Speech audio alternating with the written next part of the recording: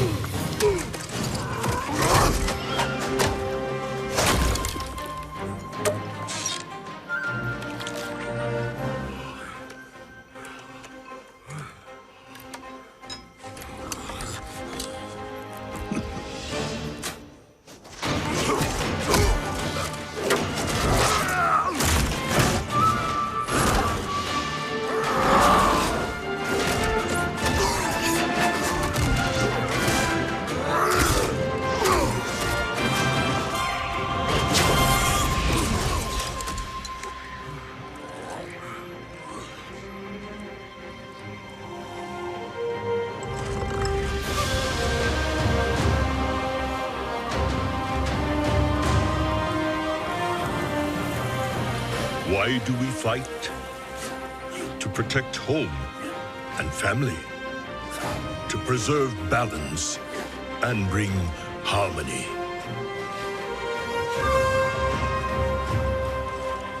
For my kind, the true question is, what is worth fighting for?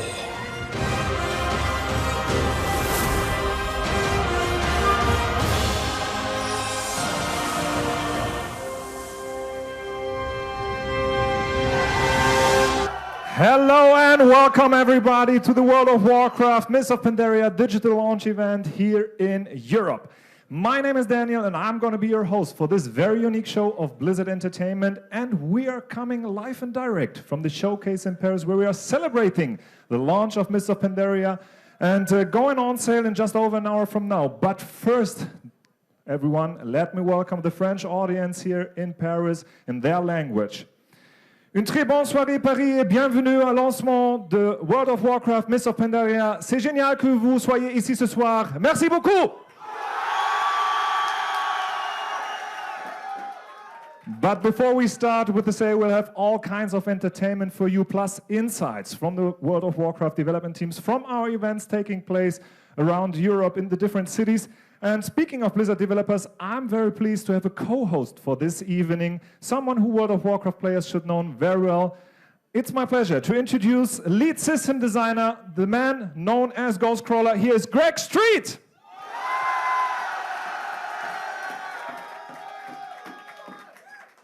Thank you, Daniel. Hello, Paris. Hey Greg, welcome to Paris. It's a pleasure to have you here. Are you ready for the launch?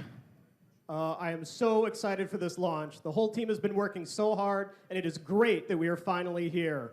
I just want to say hello to everyone in France, everyone joining us in the live events throughout Europe, everyone watching on the live stream at home. On behalf of Blizzard Entertainment and the World of Warcraft team, thank you so much for being a part of this very special night.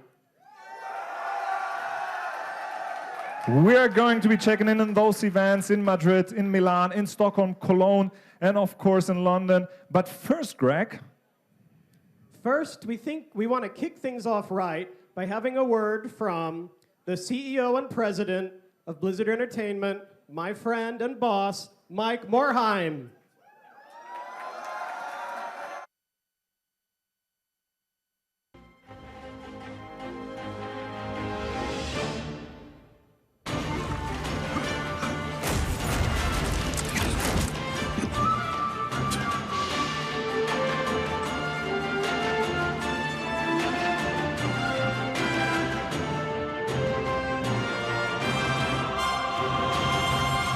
Hi everyone, welcome to the digital launch event for Mists of Pandaria.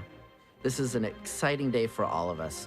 On behalf of everyone at Blizzard, I want to thank our World of Warcraft community and especially those of you attending our live launch celebrations around the world. There are thousands of you joining us from across Europe, from Paris, London, Madrid, Milan, Cologne, Stockholm, and Moscow. Players are also celebrating with us in the Americas and in Asia, and even more people are watching at home. It's really awesome that World of Warcraft is enjoyed by so many people around the world. You are part of a truly global community, and we're so excited to share with you the new expansion because we think that Mists of Pandaria has some of our best content yet. Tonight, we have some really cool activities planned for our live events, and I hope you enjoy the celebration. Thank you again for joining us. Your support makes it possible for us to continue doing what we do, and we really appreciate it. And I can't wait to see you all in Pandaria.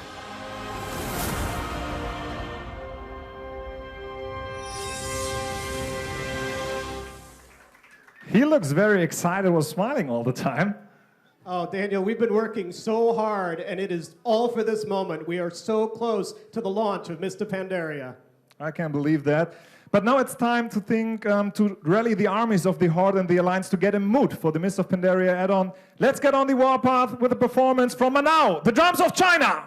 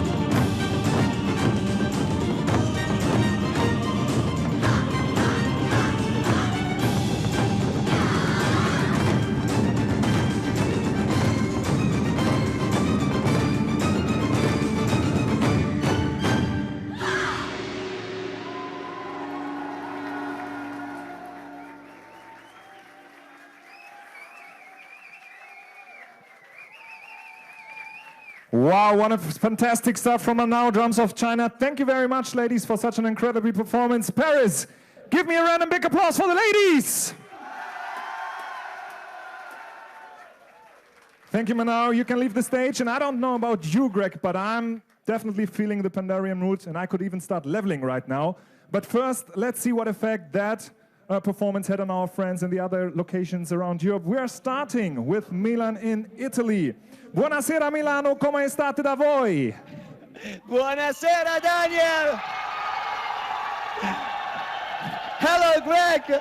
Hello everyone in Paris! Can you hear this? I'm so glad. Wait. Okay, Greg. I'm so glad to be here with Tom Chilton and Terry Demnon from Blizzard and hundreds of very excited Italian players as we get ready for the launch of Mists of Pandaria. When you come back here later, I will show you something really special, something really cool. A little artistic surprise, okay? But for now, it's back to Paris. A dopo. Thank you, Milano. Something to look forward to. Mille grazie. We are coming back later, and now let's move on to Madrid. Buenas tardes, Madrid. ¿Cómo estáis, chicos y chicas? Here in Madrid, joined by Cory, Stockton, and from Blizzard, plus World of Warcraft players who are very excited about Mists of Pandaria, including this guy who, as you can see, came here in some very cool costumes. Cory, hola a todos. Hola a todos. Thank you, Madrid. The next city will be the former host of the Olympic Games 2012. Let's go to London. London, can you hear us? How is the evening so far? You know it! Hello, Daniel! Hello! I don't even have to do anything. Hello, Daniel! Hello, everyone from London. We got plenty of stuff coming up. We got Scott Mercer and we got Darren Williams, and from the world of Azeroth, we've got these very excited gamers. The noisiest gamers in Europe. Plus, we'll be taking the Mists of Pandaria to the streets of London. You don't want to miss it. See you in a second. All right, London, thanks a lot. Now see what's going on in Stockholm. God kväll, Stockholm. Hur har kvällen varit?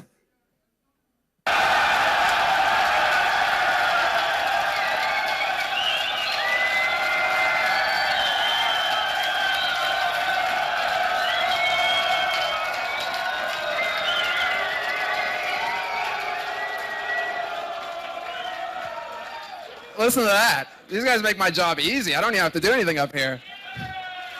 Hello! Hello, everyone. Hello, Daniel. Hello, everyone around the world. As you can tell, the people of Stockholm, the players of World of Warcraft, are pretty hype.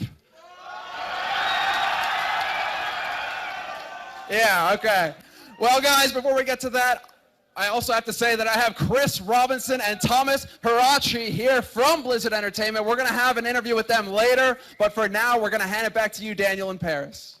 Wow, Sweden, I think I could really hear you for a moment. See you later. And finally, we are coming to Germany, Cologne. Köln, ich grüße euch. Wie ist die Stimmung am Rhein?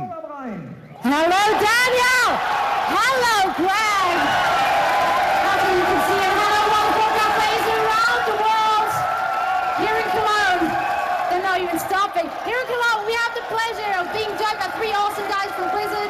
We have Jason Hutchins, we have Russell Brower, and we have Gary Plattner, and we have an awesome audience. Germany, let me hear you. Do we have any more Warcraft players in here?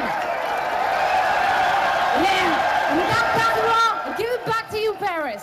Thank you, Zoe. Seems that you're looking a lot of fun over there. 6 live events, thousands of World of Warcraft players, a few developers. I think this is going to be an incredible night for us.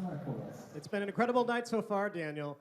And I think now we want to try to do something pretty special, something we've never done before. I want to know, do we have any Horde players in the audience? Sounds good.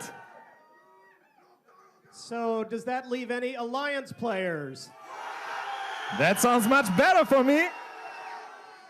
Okay, ladies and gentlemen, we have the opportunity here to do the largest For the Horde and For the Alliance yell the world has ever seen. We have everyone here in Paris, we have all the locations around Europe, and we're all going to yell at the same time. But Greg, don't forget the audience at home joining us via the live stream from all over the world. That is true. We have thousands of people at home watching. So you guys at home, feel free, go to social media, open the window and yell down the street. Join us and let's see if we can hear you all the way in Paris. I can't even wait any longer. Okay, let's do this. Let's get all the locations ready. Milan, Madrid, Stockholm, London, Cologne, and also Paris. Are you ready? Okay, I guess we're all ready. I think you can start with counting down. The way we're going to do this, I'm going to count down 3, 2, 1, and then we'll start with For the Horde. All right, everyone ready? 3, 2, 1.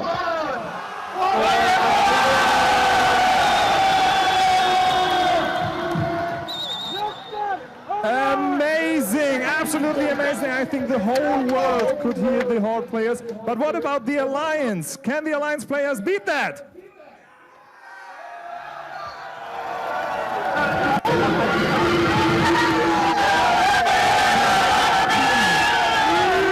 Countdown from 3, and then we're going to yell For the Alliance.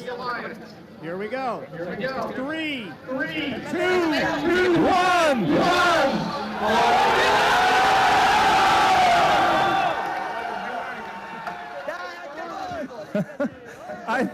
I think this is the biggest, coolest, and funniest expression of geekness outside of BlizzCon. What do you think? Oh, the walls are shaking here. I can't tell if that's just the crowd here or all around Europe. That was incredible.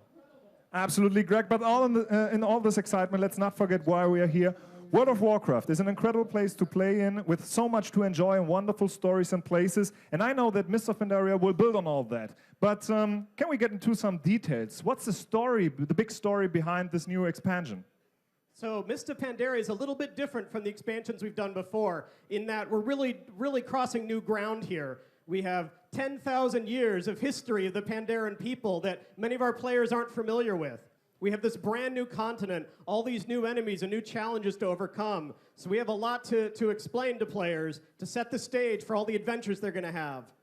And we think the best person to cover all this ground is Blizzard's own master storyteller. Let's hear it for Chris Metzen.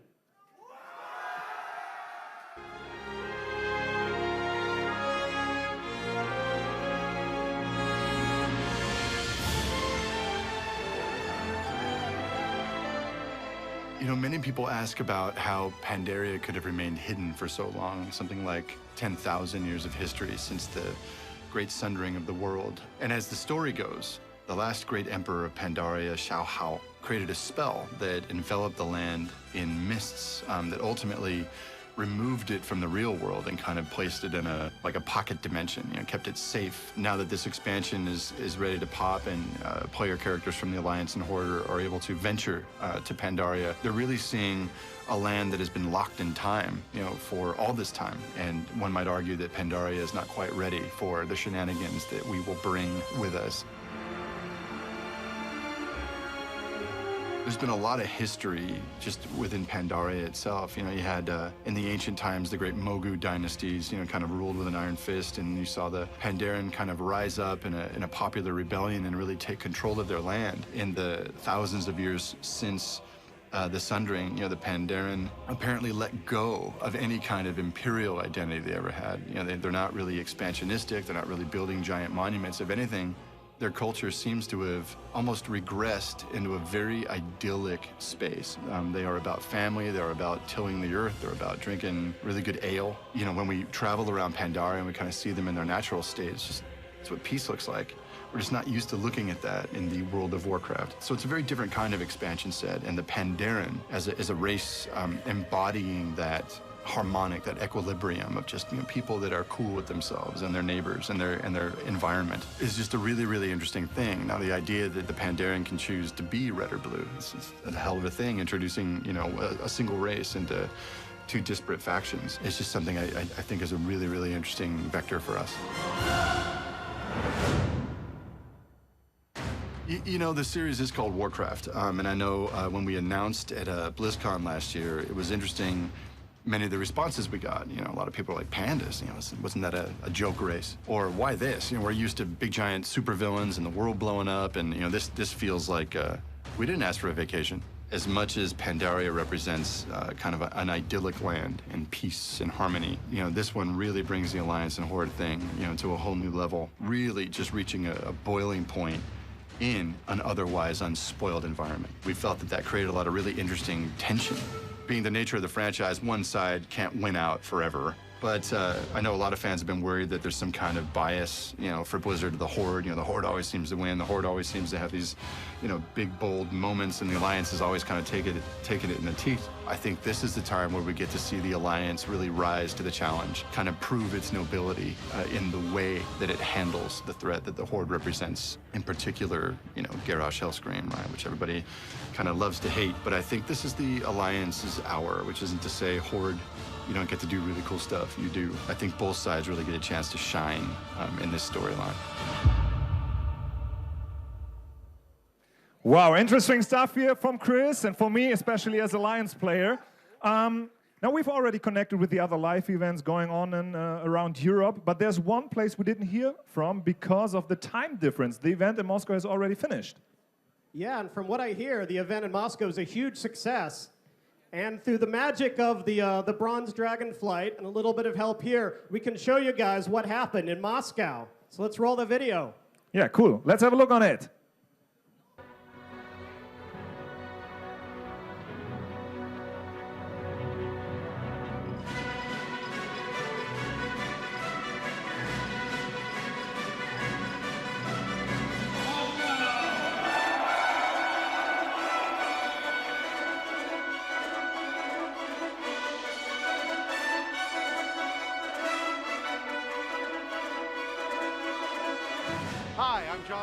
Lead game producer for World of Warcraft at the official launch event in Moscow, Russia for Mists of Pandaria.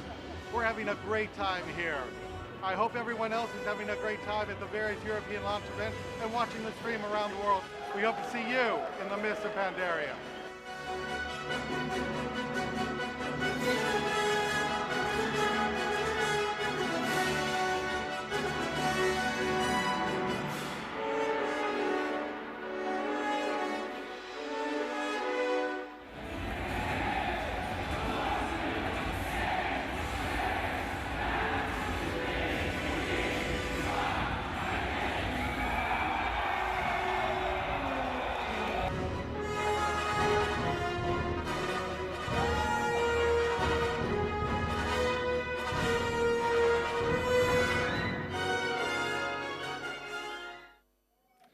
Wow, that looks like a great event in Moscow earlier this evening, but things are just getting started here in Paris and at the other events around Europe. In fact, it's time to visit one of them now again. Milano, siete pronto per Mists of Pandaria? Are you already in the right mood for the new add-on?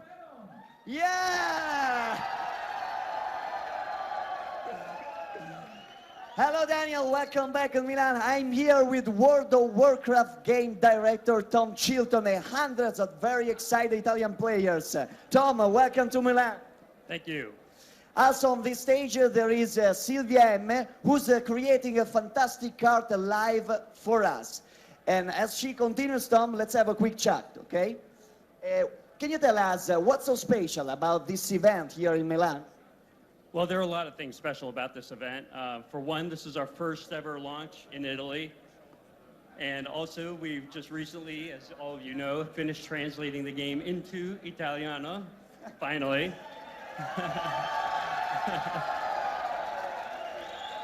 And then on a third and personal note, this is the first time I've been back to Italy since I was 13 years old.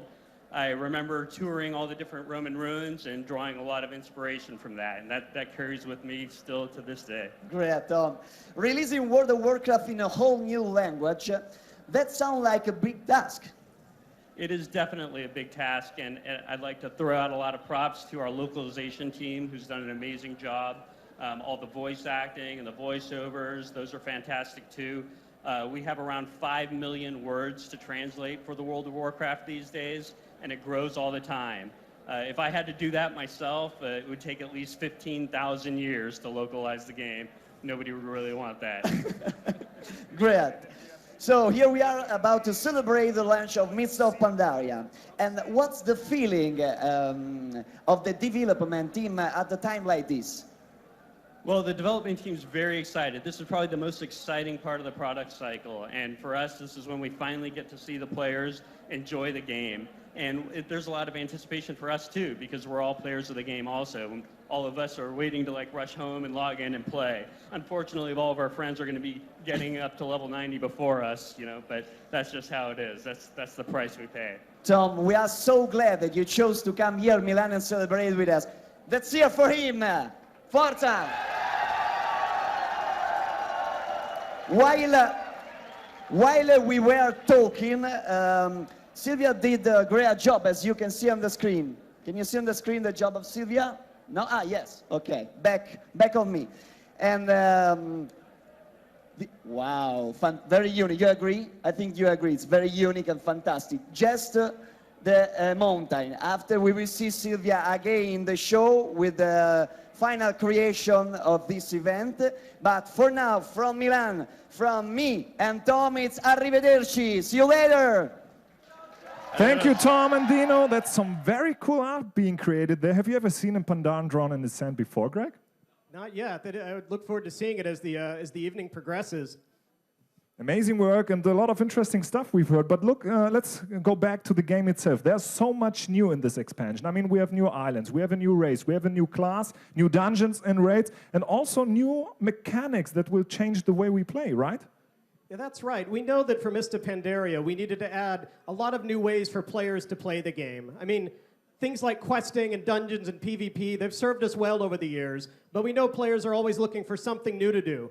So we've tried to add a lot of different ways to play the game now on Mists of Pandaria. For example, players who really enjoy very challenging dungeon runs are really going to love what we call challenge modes. What can you tell us about those challenge modes? Well, we have 9 new dungeons in Mists of Pandaria, and every one of them has a challenge mode level of difficulty. You can imagine that if you run heroic through something like Dungeon Finder, you can then get together a group of friends and try to do the challenge mode. It'll be a lot harder, though. This sounds like they have to hurry up a little bit. But how difficult are these challenge modes for them if they have to hurry up?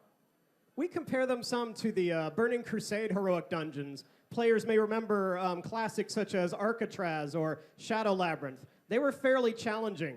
Now, the way the challenge modes work is if you get together with your friends and you can just complete the dungeon, then you'll do fairly well and you can earn what we call the bronze medal. But it'll take a lot more effort to get to the harder difficulties and be able to complete it faster to earn silver. And then if you're really good, maybe one of the best on your realm, you and your friends can try to earn the gold medal.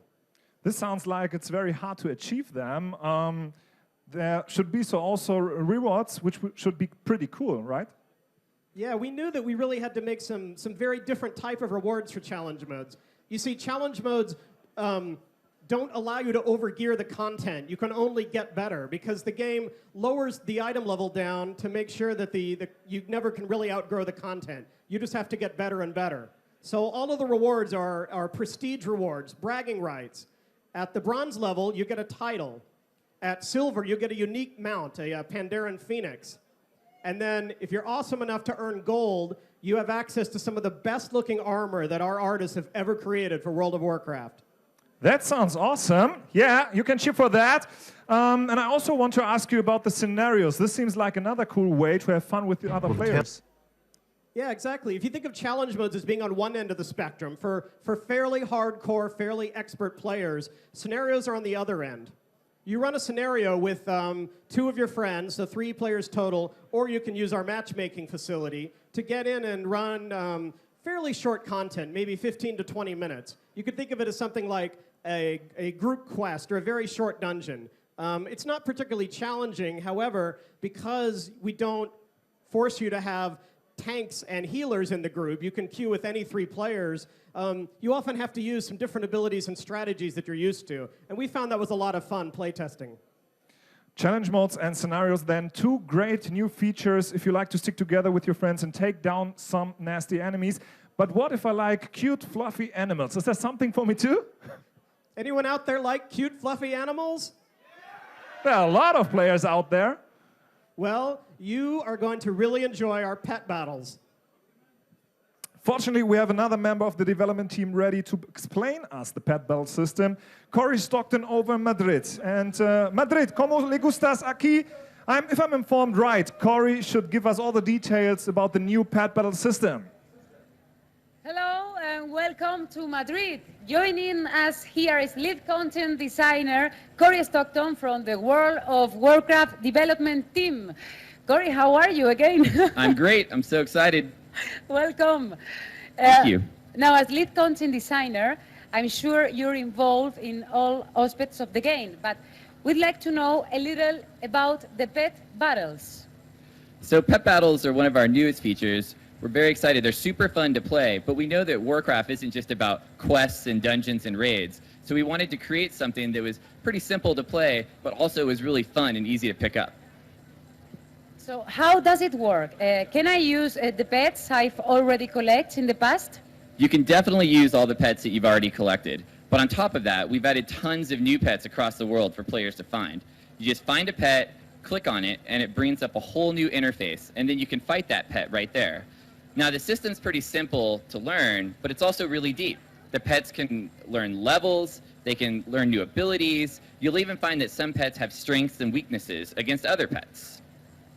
And the pet battles are totally separate from the rest of the game, right? Right, they're definitely separate. You can't just use your little baby Murloc and think that that's going to help you beat a raid boss. We really look at the feature as it's something that you can do in your off time, maybe when you're waiting for a friend to come online, or you're waiting for some guildmates to show up to get ready for a raid. A lot of players have always loved collecting pets. This is now a bigger part of the game. Is that fair to say? I would say it's definitely a bigger part of the game now.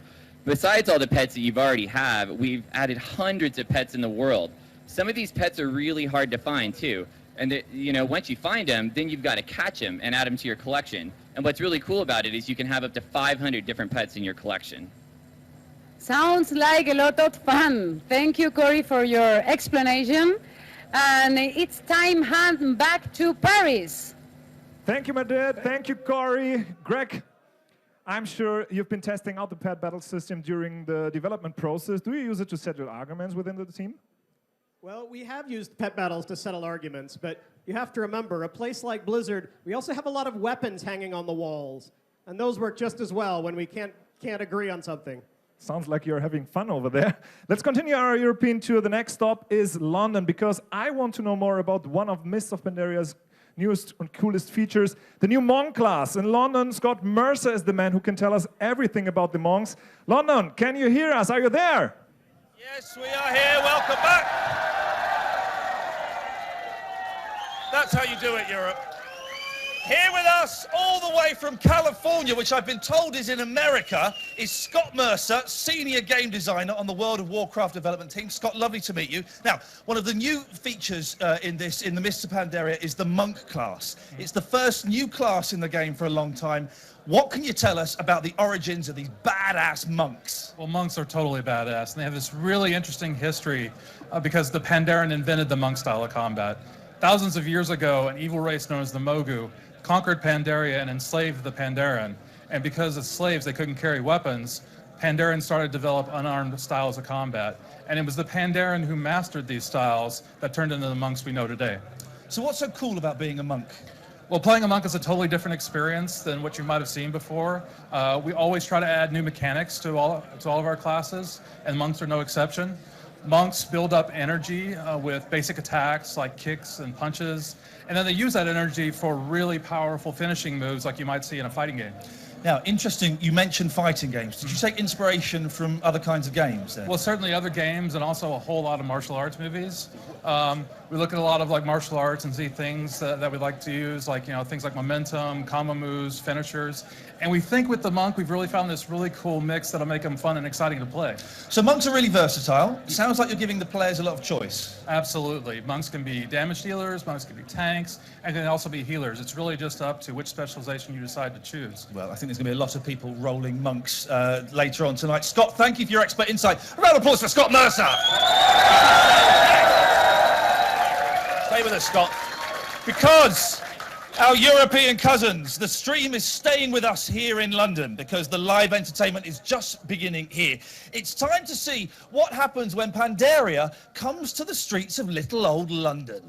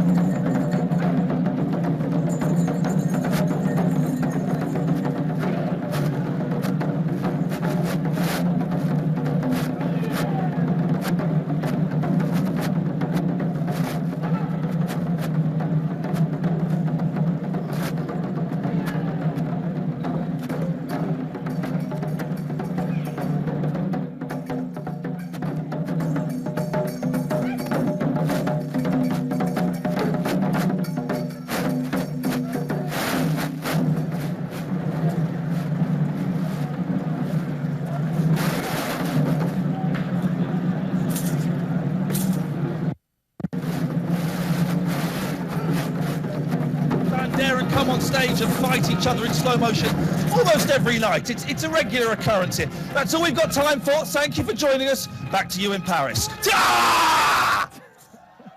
Spectacular stuff, London. An applause for you guys in London, please. All those incredible costumes has got me thinking about the artwork in Mists of Pandaria, Greg. It obviously has a very strong theme with Asian influences. You're absolutely right. We in order to set up a look and feel for Pandaria, we took what we had already established in Warcraft lore with the Pandaren, and then we combined it with a whole variety of Asian influences. But it's important to point out, too, that when the Horde and the Alliance set foot in Pandaria, we wanted it to feel like a brand new continent. We wanted players to see all sorts of new creatures and fight new enemies they had never seen before. This might be a good time to learn more about that stuff. How about we go over to Stockholm now and talk to one of the artistic experts on Mists of Pandaria. Samler is our MC in Stockholm. I hope it's not too cold over there. Who's your guest for tonight? Welcome back, ladies and gentlemen, to Stockholm.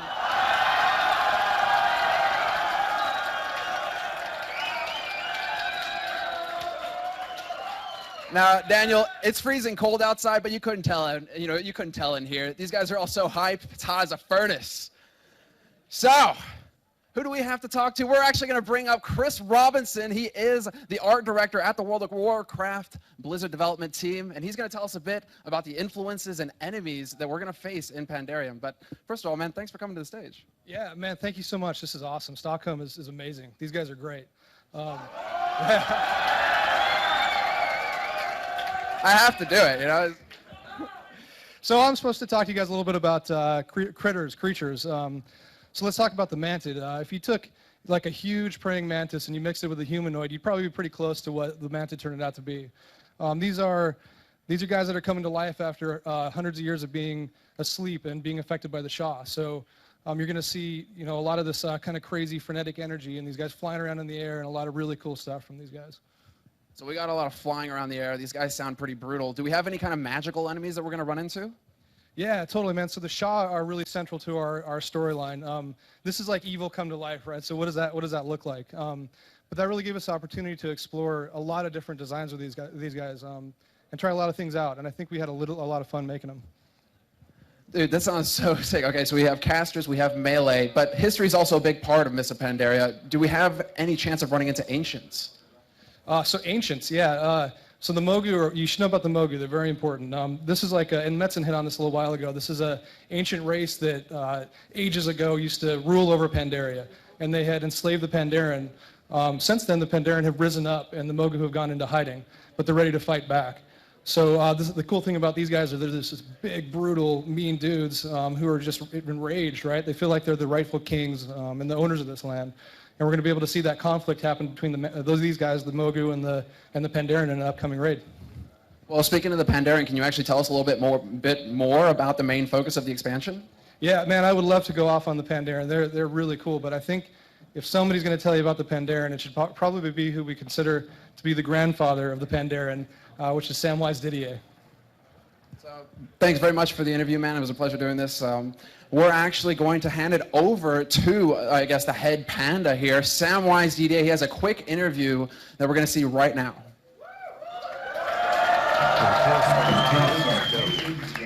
On a dark and stormy night in the desert, actually.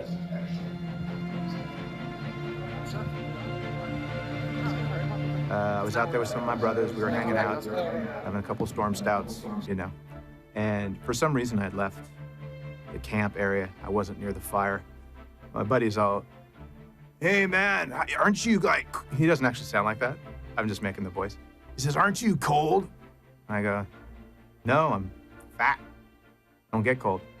And he goes, "Dude, you're like one of those..." Again, that's not his voice. "You're like one of those panda bears, man." I'm like, "You mean polar bears?"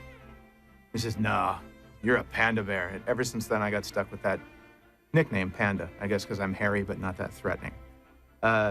Anyways, flash forward years and years later, I had done a Christmas picture of a panda guy sitting on a hill with a young little cub on his shoulder. And that was in tribute to the birth of my daughter. And that was sort of the origins of the Pandaren. And I made that as a picture for my family.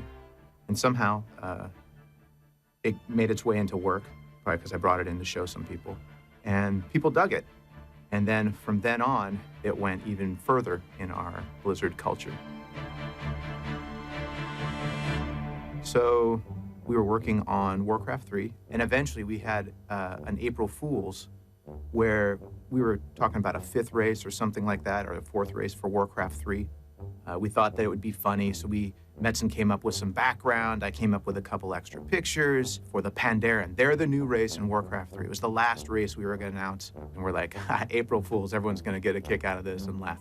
And it was weird because everyone really liked it and said, "Oh, that'll be fantastic. Where did they come from?" We're like, "Guys, this was a joke." And a lot of people were upset that it was a joke. And a lot of people really liked it. So eventually, Warcraft 3, The Frozen Throne came around, and we made Chen Stormstout as a Pandaren Brewmaster hero for the expansion, and people really dug him. And from there on, in WoW, there was Chen's Empty Keg quest. I mean, there's just been little snippets of kind of Pandaren stuff thrown into specifically the Warcraft universe, and people have always kind of liked it. And I like to say that it almost had that kind of Boba Fett feel, where everyone really liked that character, even though he had 2 minutes of screen time and never really said anything. So Pandarans might not be as cool as Boba Fett, but they're close. And in a battle, who would win? I don't know. I don't think Chen would fall into the Sarlacc pit. Nah. Later. That guy is awesome. The grandfather of Pandarians. You can tell. He seems like such a nice guy. But guys, that's going to wrap it up here for now from Stockholm. One last shout. All right. Back to you guys in Paris, Daniel. Thank you, Stockholm. I just love the way the Pandaria move, Greg. It seems like every time Blizzard create new creatures, they are cooler than before. Also, the cinematics, they are incredibly, insanely good, especially the last one I unveiled on the Gamescom 2012. Yeah, I just can't say enough good things about that cinematic. I think back to one of the very first Blizzard games I played, the original Warcraft, Orcs and Humans, and the cinematics there, I think, really set the stage for the game. They get you excited to play, they tell little bit parts of the story, and you know, every game after that, those guys are just up the ante, to where when we first saw the new cinematic for Mists of Pandaria, we're like, guys, you have outdone yourselves. This is really amazing. I think it's a good time to find out a little bit more about the cinematics. We have a video interview ready right now. Here it comes.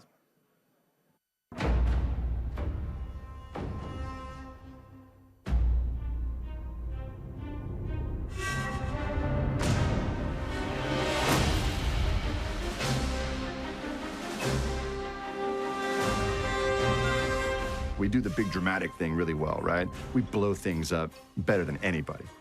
But this one has a spirit and a humor that we haven't quite seen. This cinematic is different in that we put a little bit more emphasis on storytelling, you know, like a little short film. This time around, we really try to put a lot of focus on the pre-production phase, trying to come up with as many design calls and exploration in the very beginning of the project. We wanted their faces to have great readability and to work really well with the animation. That's something that we consciously made choices of this time. That's why the video reference was so important to us, was because it gave us that chance to mine for little truths, little naturalisms. We had one big vista shot towards the end that was actually really fun to work on, and we started with the game geo. But what's really cool about it is you can really look at that shot, and if you're familiar with the area in the game, you can really call out like, hey, I've been there. Oh, that building exists as well. In so many ways, it harkens back to the first teaser we did for Warcraft 3. And it was just this sense of like this third-party agency inserting itself into our conflict. This is about red and blue, damn it, who are you? And in so many ways, the intro for Pandaria kind of echoes that, right? What an amazing full circle. The Mists of Pandaria opening is just a mile marker of how far we've come. For my kind, the true question is, what is worth fighting for?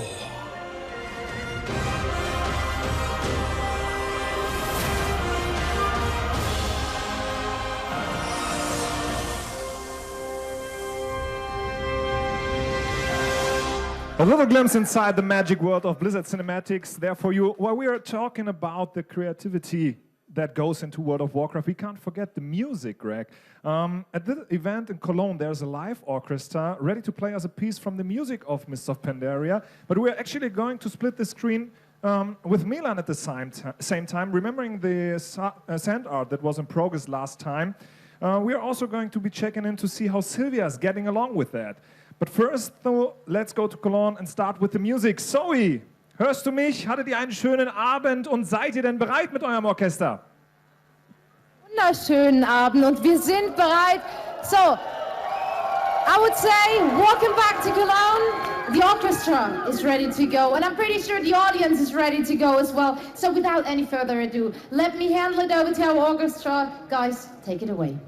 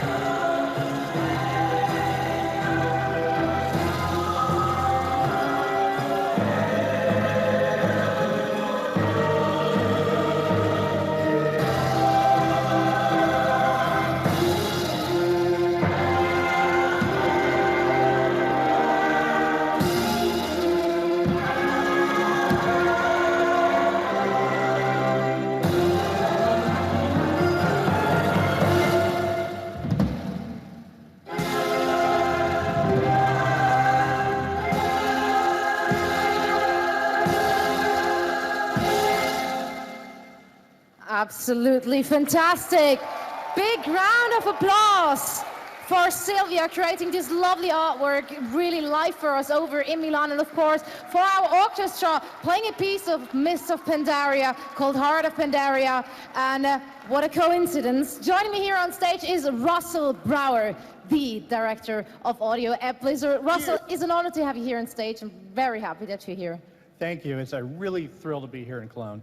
Right, so you're the guy who knows everything about the sound and music in World of Warcraft. Can you maybe tell us a little bit about the process, the creative process, going into a piece of music like the one we just heard? It's not just the music, you know, it's the voiceover, the sound effects, the music. We work with the World of Warcraft development team, and we try to figure out what's going to be the vocabulary for this new zone, this new land that's never been heard before.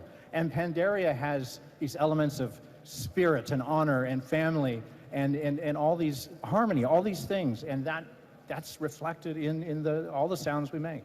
And I'm pretty sure I'm not the only one who heard that from the very one we just heard. So now let me know, like, we know that Mists of Pandaria is like the elements in the game, the elements of the look and feel, they borrow from our real world's Asian culture. Can we expect the same thing from the game? Are we going to hear like lots of cool Far Eastern instruments and sound effects? We definitely took a cue from the Asian overlay we saw in the graphics, in the visuals, in the architecture, certainly in the lore. So again, be it the voices, everything, we started to bring in an overlay. In the case of the music, we brought in master, Asian players of these ancient instruments, and we overlaid that on this score that's kind of a traditional Western film score, and that is to remind people that we're still in Azeroth. And that's pretty much where we all like to be honest. So, last question for you. Like the Pandaren, they're like very expressive creatures. They're full of life. They're like enjoying everything they do. They also have a serious and like warlike side to them. How do you bring that character and like the personality of the Pandaren across through the music in game? Well, you're right. There's quite a range there. So whether they're fighting or whether they're relaxing, whether they're brewing or having fun, they do it like it's their last day on Azeroth. They give it their all, and that range had to be reflected in every sound that the characters make and in the music, and that gave us a range from sweeping grand music styles to intimate storytelling to the scary stuff like in the dungeons and whatnot. Well, unfortunately, this is all we have time for, but thank you so much, Russell, for joining me here on stage. It's been an honor to have you here. And so, big round of applause for Russell Brower, the director of audio. And with that, we give it back to you, Paris. Thanks, Cologne. Paris, are you there? All right. That's almost all we have time for on the live stream for the digital launch event for Mists of Pandaria, because in around about 30 minutes, the game will go live in Europe. And I want to thank everyone at all live events in Milan, Madrid, London, Stockholm, and Cologne, and of course to everyone here in Paris. Bye, everybody. Bye-bye.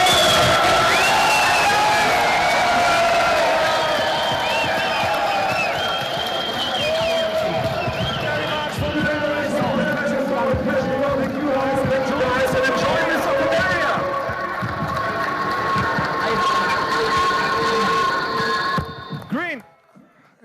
it's also been a pleasure hosting this event with you. Thank you for bringing your expertise to this event, and I think the last words should be yours.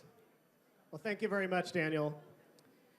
We really do appreciate the support and passion of all of our players around the world. Having passionate players is an absolute privilege, and so I want to thank you.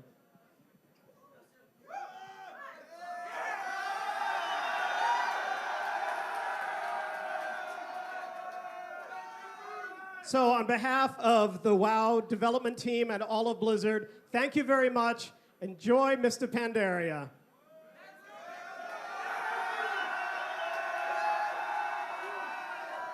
All right, we are all done here, but we want to end with a big musical number. When World of Warcraft meets the world of rock. Ladies and gentlemen, from our last BlizzCon, Blizzard's very own Level 90 Elite Tauren Chieftain! Woo! I am Murloc!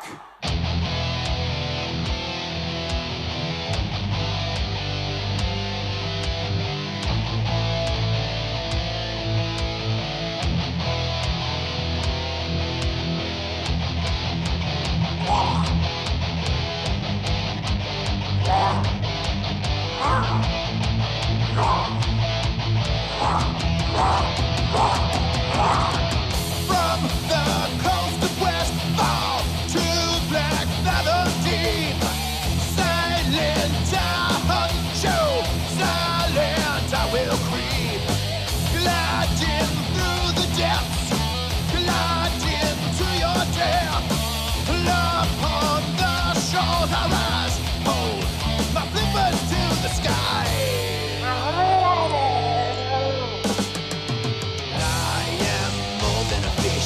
I am more than a man. Death will rise from the tide.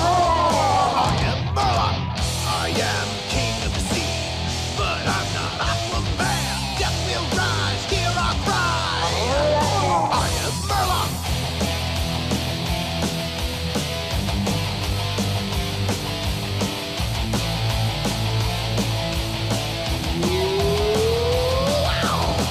Hunter of the tide.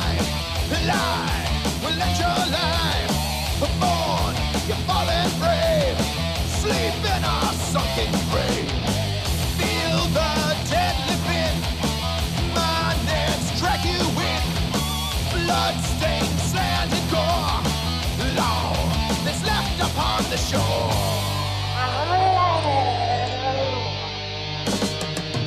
I am more than a fish, I am more than a man. Death will rise from the tide. I am Murloc. I am king of the sea. But I'm not Aquaman. Death will rise. Hear our cry. I am Murloc.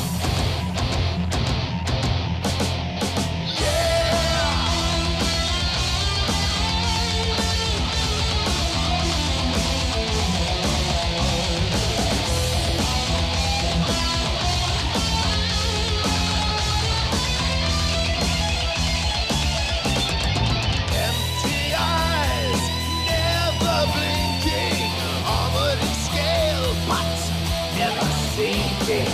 Puzzle jumper, the coaster runner, call me the Tide Hunter.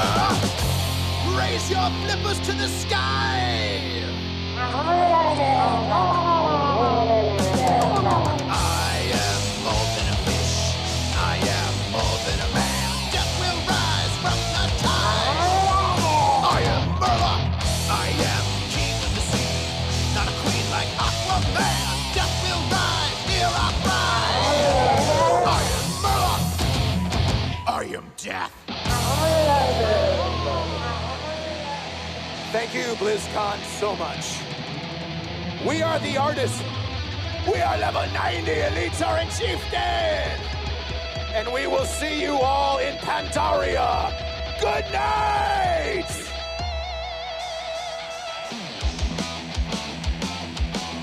Wow!